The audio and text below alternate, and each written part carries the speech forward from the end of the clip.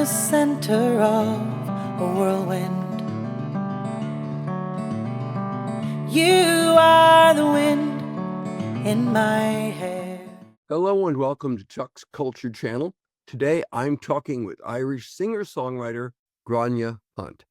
She and singer-percussionist Jules Stewart are on a USA tour right now that includes a gig at the Blue Strawberry on Monday, May 19th. During this tour, she's releasing her live EP from last year's tour. Gráinne is described as a new folk artist, that's N-U, folk artist, whose style has been compared to Tracy Chapman and Joni Mitchell. Not bad company at all. So, you are, as I said in the introduction, touring the USA. You've got a new album out. Tell us a little bit, first of all, about that new album. Well, this is actually a story and a half because it's an EP. It's a live EP that we recorded as part of our tour in the East Coast and the Midwest this time last year. And we got it mixed and mastered and produced and duplicated and all of that sort of stuff, artwork done, everything ready to go, all in time for this tour. And then shipping happened, or shipping didn't happen, I suppose, actually, as you look, like, we've been chasing this parcel around the country. It turns out the first shipment, I should have had a PO box for it instead of a house address, so that got returned.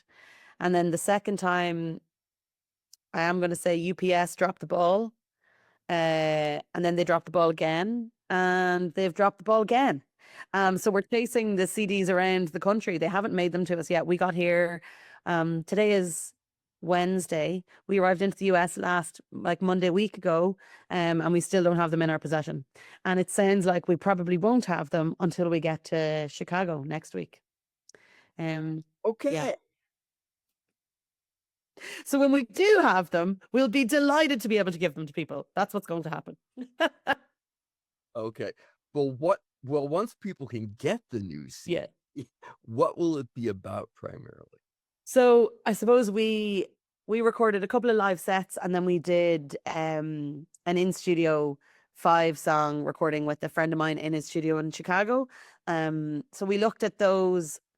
I suppose, like, I have an awful lot of songs that I've written over the last few years that haven't gotten recorded yet. Just kind of coming down to financials and just not having the money to be able to put a full studio record together.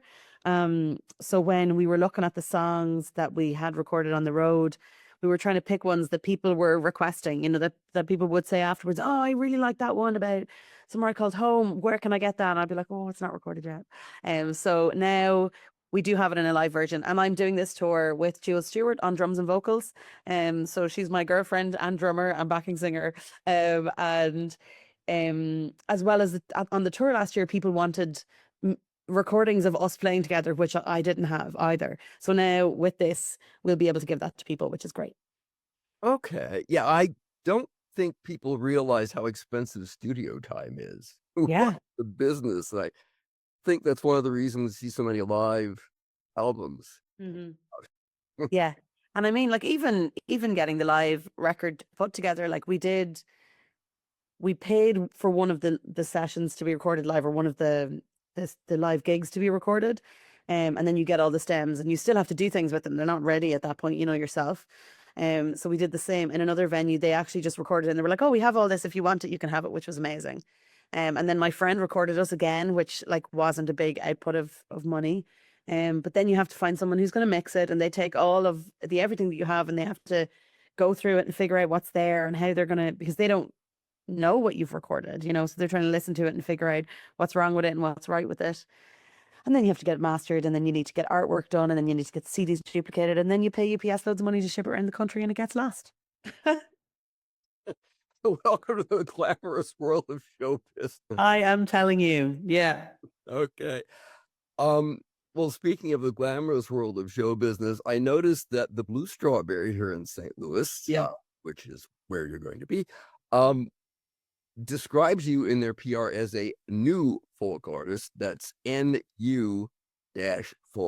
I'd never heard the term before, but tell us a little bit about what that means exactly. I suppose, as an artist, when you're out and performing. And like I grew up a lot with Irish folk and ballad singers, and while I don't think I'm directly connected to that in a sense of the music that they played, I do think that my songwriting and storytelling is connected to folk singing, and telling my story and telling stories. And I suppose, as an artist, someone always wants to put you in a box, and they always want you to have. They always want to see that who they can connect you with and what they can tie you to.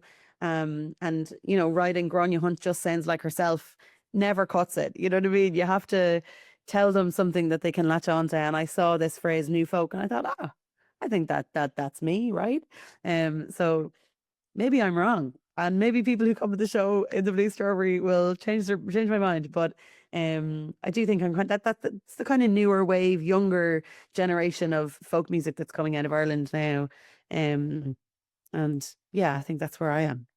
So, the new folk label, NU-folk, are there other artists that you think would fit in that category? Or is this really unique to you in some way?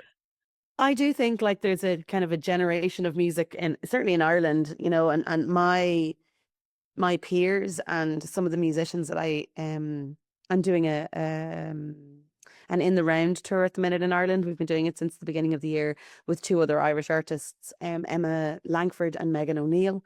And I think we'd all fit into that category of new folk. And I think, I suppose sometimes, and certainly when I started out as a singer-songwriter and I started using this label of folk, I think people balked a little bit. They had this idea of what folk was, so they immediately kind of thought it was a certain type of music. And I'm not sure what that means. And I think in different countries, it probably means different things. So in Ireland, it definitely had a very traditional ballad singing tag that went along with it. And people sort of assumed that that's what you were doing if you were calling yourself a folk singer. So I think this new folk is kind of it is the new generation of people who are writing songs and releasing music as a folk artist, because I feel a lot of the older folk artists in Ireland weren't doing that. They weren't writing. They were being given songs by people. They were singers. They were amazing singers. But the songs were coming from other places and they were coming into you. Whereas a lot of my peers, most of what we're doing is we are creating our own songs and releasing them and putting them out there and performing them. So it reminds me of a song I heard many years ago, and I can't remember who did it now, but the title was something like, "You Can't Be Irish, You Don't Know Danny Boy." I don't remember who the singers were. They were being sarcastic, of course. But yeah, I would imagine one encounters a lot of that from people who don't really know much about the actual music. Totally. So you have to kind of show them, and essentially it's really difficult. It's like it's like when you're trying to sell tickets to a show, trying to get someone to come, trying to convince them that what they're going to see is really good and they're really going to have a good time. And unless they come to the show, they're not going to know that. And I can say all the things that I want to say about my songs and my music and what we're doing on stage, but really unless people come, they're really not going to be able to experience it. And it's very difficult for me to be like, I'm brilliant, you should come and see me at the Blue Strawberry. You know what I mean? Like that is like, everybody wants to say that. And I suppose like it is difficult to kind of self-promote yourself and put yourself out there and try and get people to get what you're doing. So yeah. Well, as we are recording this, of course, you're getting ready. Well, you're touring the USA now, and you'll be here in St. Louis. We're recording this on May 19th.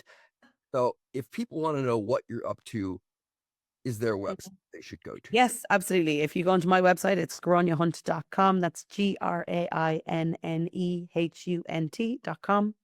And I have a live page there with all of the information about all of the gigs that we're doing as part of the tour. Okay, very good.